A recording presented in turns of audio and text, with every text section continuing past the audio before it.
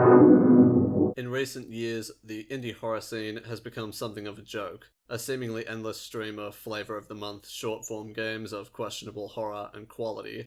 Welcome to Dolltown promised to change that. Its Steam page presents a game clearly drawing inspiration from the likes of Silent Hill 2 and Resident Evil. I was led to believe this would be a standout contender in the sea of forgettable indie horror entries, and while it does stand out, it does so by being terrible in every conceivable way, and the creator's deceptive and shady practices don't help its image either. To keep things concise, I'll talk about the game first, then turn my focus over to its creator. The game takes place in the titular Dolltown, a place famous for its renowned doll-making industry, with Father Hanabari's creations seemingly more lifelike than any other. However, its once prosperous and welcoming facade has fallen away, replaced with a heavy stillness and fog that covers the town, those same lifelike dolls still roaming its streets. Something terrible has happened here, and Yumi, a plain girl there to start her part-time job, is thrown right in the middle of it, and it's her job, and yours, to pick up the pieces and understand what happened here. To start off, the visuals in the game are just okay. Nothing worth writing home about, though it does come across as more stylistically distinct than your average PSX indie game. The character models look pretty good, and they manage to cram a lot of detail in them without it appearing cluttered. That said, the lighting is fairly inconsistent, and very dependent on camera angles, most of which are also not particularly good and make gameplay a pain in tight areas. The fog, a major stylistic nod to Silent Hill, also lacks the oppressive and encroaching feel the latter game did. It doesn't feel like an actual entity here and is cut off by the opaque black skybox, making it feel somewhat fake. Speaking of Silent Hill, for a game that draws so heavily from it, you would expect Dolltown to encourage exploring its numerous buildings and locations to gather clues, solve puzzles, and immerse yourself in its world. After all, this is billed as a mystery. In what will be a trend for this game, you're going to be disappointed. The game is disgustingly linear, to the point that I don't understand why it wasn't just marketed as a walking simulator. There aren't any real puzzles in the game, there's no extra content to find, and while there were collectibles in the demo, they're completely absent in the full release. I didn't even realize there were viewable maps in the game until my second playthrough, because there are no incentives for you to go anywhere the game hasn't specifically told you to. Considering similar indie horror entries in its price range, this simply isn't good enough. There are only 3 major locations that you visit during the story: the convenience store, the Hanabari mansion, and the school, none of which are anything more than a few rooms. The developer spoke about a level set in the Hanabari factory during the game's initial crowdfunding, and promoted a morgue level on the official Instagram page, but both are completely absent in the full release. There's also a temple opposite the convenience store that seems like it'll become important later on, but is never mentioned ever again. There also isn't much real gameplay either. At best, there are 15 minutes of actual gameplay where you control Yumi, who's supposed to be the protagonist. The rest are linear flashback sequences or side-scrolling interactive cutscenes, both existing solely for exposition. The only thing left is the combat, which is a complete joke. I counted 3 encounters in the course of the game's story, all faceless dolls lacking any unique attacks or mechanics. Yumi herself also lacks any unique attacks, except for some WWE-inspired finisher moves that the game will occasionally prompt you to trigger, but they usually don't work properly because most animations don't seem to lock on to their targets. You can defeat most enemies in about 5 hits, and making contact stuns them, so once you get a hit on them, they're already writing their last will and testament. The game does try to surprise you with a boss fight at one point, but it's utter garbage. She'll rush you in a tight room, and if she hits you, Yumi will be stun-locked until she dies. The only strategy is just to make sure you hit her first, then keep spamming your 3-hit combo until she dies, since enemies can't block or counter. I didn't even know there was a parry mechanic until others pointed it out, because the game never tries to teach you anything, and there's no option to view or remap controls. And why bother when you can infinitely stun enemies just by attacking? Moving forward, I found it impossible to really immerse myself in the game's world or story. It feels like the developer didn't try to build atmosphere, but simultaneously sabotaged it by including Fortnite dances and cheap pop culture references. The horror roots of the game feel more like a co-opted aesthetic than anything else, and the writing style tries so hard to be dark and edgy that it just winds up tripping over itself.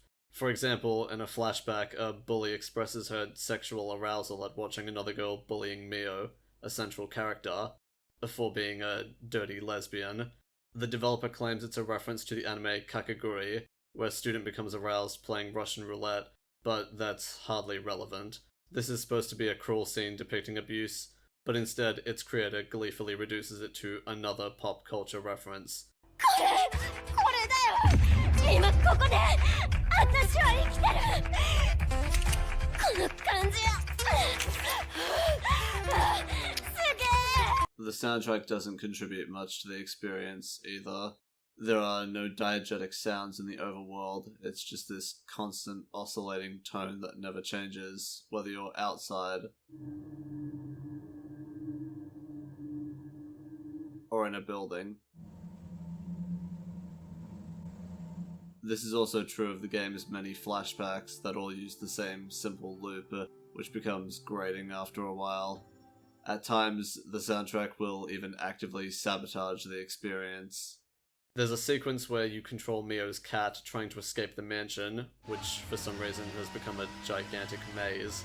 It's supposed to be tense as the bullies want to skin you alive, and the choice of music they went for was funky lounge music. But wait! It gets worse, as when you distract the enemies by jumping on a piano, the track switches to an even faster and even funkier beat. To say that I really struggled to find the horror in this game would be an understatement. The story is a complete mess, and probably the worst I've seen in an indie game. Rather than torture you with the game's hour of runtime, here's a 2 minutes and 11 seconds. recap. You reach Dolltown and run into Frangen, who helps you find the convenience store. You investigate some banging in the back room and get attacked by a doll. You beat it to death and find a girl's body in the freezer. Frangen explains through a flashback it's a girl who went missing during a game of hide and seek a while ago, and tells you to meet them at the school to explain more. You spot a doll on the roof, and Frangen says it was made in the image of their sister, Mio, who committed suicide, though they blame the town, then ask to meet you at the Hanabari mansion to explain more. Are you starting to see a pattern here? You get there, get attacked by a doll of Miss Hanabari, dispatch it, and Frangen explains that they and Mio were the doll maker's children. Another flashback shows the bullying Mio endured and her close relationship with the girl from the freezer, Sumugi, or Sugumi, as the game can't decide which is correct. Frangen has you meet them at the school, get inside, and then sit through more flashbacks showing the extent of the bullying Mio endured, including a lecture by the principal so painfully zealous pressing the interact key a millisecond too quickly will make him start the entire monologue over. You then sit through a bizarre reference to a Persona scene, and What's-Her-Name asks to meet Mio on the rooftop that night. However, the bullies ambush her and beat her senseless. Mio carries her out of the school, before unironically misquoting Honkai Impact 3's Ride in May, "If love is a sin, call me the devil." It's then revealed Mio locked What's-Her-Name in the freezer in some roundabout attempt to prevent anyone else from hurting her, before committing suicide by jumping off the school's rooftop so they could be together forever. Her father goes to the cemetery, is tormented by the ghost of Mio in a scene so bad it makes Sonic.exe look like absolute cinema, and takes some of her remains to perform a blood ritual on a doll to bring her back to life. Frangen says the doll was out of control and calls it a chimera. We see a flashback where it chains Reina, the bully's leader, up in the dollmaker's workshop and tortures her with a saw. Then What's-Her-Name somehow returns, and asks her to stop, and you're given a Life is Strange tier choice that affects nothing outside of the ensuing cutscene. Mio will either ignore her plea and argue the town destroyed their lives and that everything she did was to protect them, or she'll put the saw down and admit she killed What's-Her-Name and herself out of selfishness, as she couldn't live without her. Either way, you wake up at the start of the game, but the town is bright and sunny. You spot Frangen, and they go to introduce themselves, only to remark that you've been here before. You both turn toward the end of the street, where Reina and her group are marching toward you, and that's it.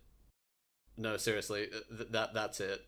I honestly don't even know what to call this, because it's not even good sequel bait. It's just so bizarre, and ultimately explains nothing.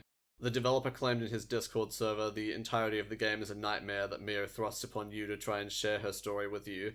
I can only presume this is connected to the ending cutscene of a voice saying they reopened the Hanabari case, suggesting they'd overlooked key evidence during the investigation, but I really couldn't care less for this "It was all in the head" cop-out. The Foundation is sloppy, and the story is all over the place, never once committing to anything. For a game that's almost constant exposition, it seems woefully inadequate at explaining anything properly. There's also a notice on the Steam store page that says that AI was used in the prototyping of the game's script. I find this amusing considering that the demo's early stages have more actual gameplay than the full game, which supposedly contains none of these AI-assisted prototyping scripts. As far as I'm concerned, the developer is playing coy with how much of the game's content is actually AI-assisted or generated, and consistently tries to sidestep the issue by giving purposefully vague answers about what it is that the AI actually was involved in whenever he's called out for it. What did it work on? The programming scripts? The narrative scripts? Though it would certainly absolve the developer of this abomination if he could blame it all on ChatGPT. To summarize, Welcome to Dolltown fails on every conceivable level to give anything of value back to the player. The story is unconcerned with trying to engage the player, the writing is abysmal, the soundtrack is inadequate and ill-fitting, the gameplay is non-existent, and the combat so minimal it may as well not be there at all. All it has to offer are a mostly pleasant visual style and allusions to better games, and these do not even come close to justifying the price tag of what is essentially a linear walking simulator with no replay value. But if you think the game is bad, it's nothing compared to its creator. First and foremost, just to clear the air on this, Bad Wish Games is an indie game studio based in France. seemingly a one-man show run by an individual called Seb. Seb funded Dolltown through his Ko-Fi, and while there's nothing wrong with crowdfunding, it's important that you remember to actually deliver on the things you've promised, and to not overpromise what you cannot deliver. Seb has failed in every way on that front. Dolltown has a feature where Yumi can change her outfit at a shop next to the convenience store. There are 3 outfits. One is free, the other is unlocked by beating the game, and the other is a Y2K-themed Harajuku outfit that you can buy for a third of the game's retail price. Leaving aside the fact that you don't spend near enough time as Yumi in-game for skins to be worth it, there were backer-specific outfits for Yumi that certain donators would receive. Some outfits referencing pop culture like Stranger Things and Chainsaw Man were being offered as incentives for joining the highest donation tier, which was not cheap, between $75 to $100, but the steep price isn't even the worst part. Backers never received these outfits, as they were scrapped altogether due to concerns over copyright infringement. This should have been obvious to any developer with a functioning brain from the get-go, and they should have replaced the outfits with alternatives that didn't rely on an existing IP, or at the very least, refund the backers' money, and Seb did none of these things. Seb also virtually stole a fan asset solely because he wanted to include a Nier reference in the game, which appears for the grand total of 5 seconds. The model was made by Kuma Beer, but you wouldn't know that because their name never once comes up in the game's credits sequence. While the asset is licensed under Creative Commons, the license stipulates its usage in a non-commercial product, and that proper credit must be given. Dolltown isn't free, and Seb gave no credit. It shouldn't come as a surprise that Seb doesn't exactly take well to criticism of his actions or game. The thing a game developer needs, above all things, is to be able to respond well publicly to criticism of their product. Yes, people are so miserable now that they go into almost everything praying for its downfall, but we're not exactly talking about a misunderstood gem here. The developer is more than happy to sweep away all balanced and valid criticism of his game as just haters, even when it's coming from people who actively pledged money to make his project a reality. This is a completely ungrateful way to treat the people you in part owe your game's very existence to, and says a lot more about your integrity as a developer than anybody else. The Dolltown Discord server doesn't help either. His loyal simps endlessly enable his disingenuous behaviour, praising the game mindlessly and dismissing all criticism of the game as crash-outs or review brigading. I personally argued with more than 2 active members of the server regarding the game's quality, or lack thereof, and Seb eventually involved himself to give your typical corporate speak PR answer, absolving himself of all responsibility, and insisting that the game was just not for everyone.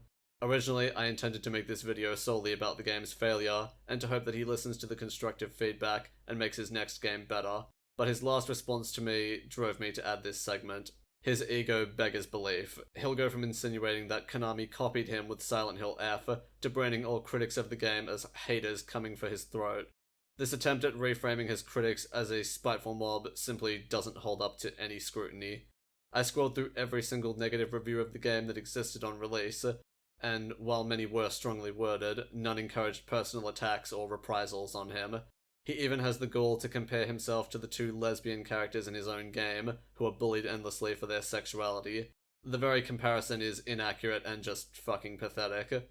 If you cannot remain level-headed in the face of criticism, you have no business being a game developer.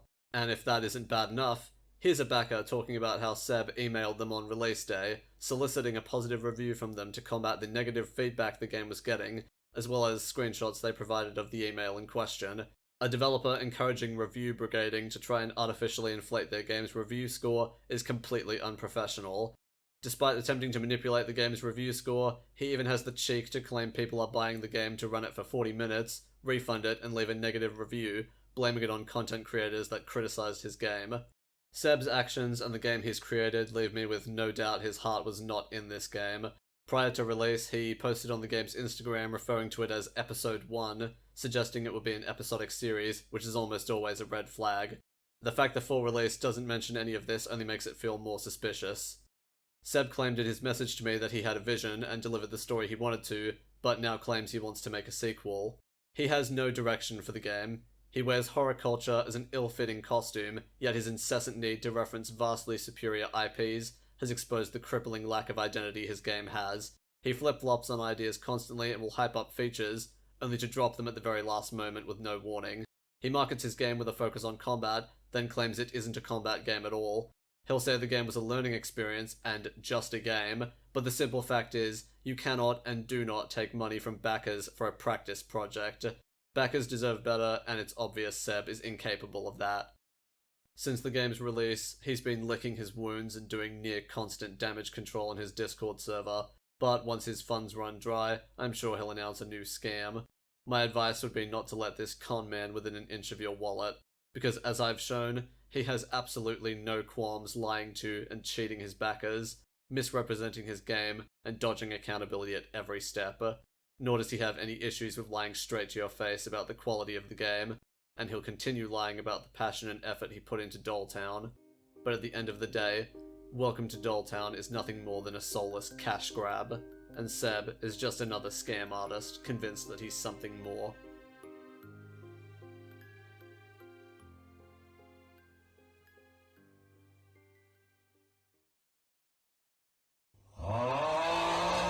Right as I was finishing up this video, if you wouldn't believe it, Seb posted an update in the Dolltown server. He promised a tie-in arc featuring the missing factory level, the inclusion of side quests and a DLC, more enemies and bosses, places to explore, the return of collectibles and the mini-map, and some more unspecified things. Ultimately, this changes nothing. My video is and has always been about criticizing the game in its current state, the way it was promoted, and especially Seb's disingenuous and shady behavior during the game's development period.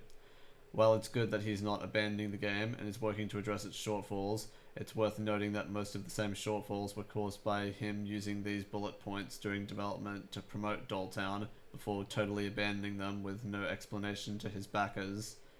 This also further solidifies my view that he really has no clear vision for the game that he's made, as he told me he had a vision and delivered what he wanted to, but it's obvious now that he's having to utilize the Yandev strategy and add more features to the game instead of fixing the shoddy foundation.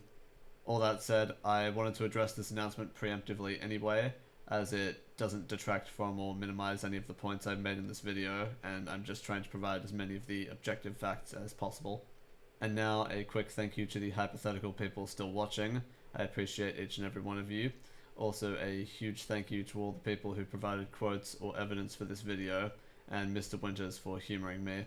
I'll link his and Dekaff's videos on Dolltown in the description, as they cover a few different things and go a little bit deeper than this one did. Thanks again, and take care.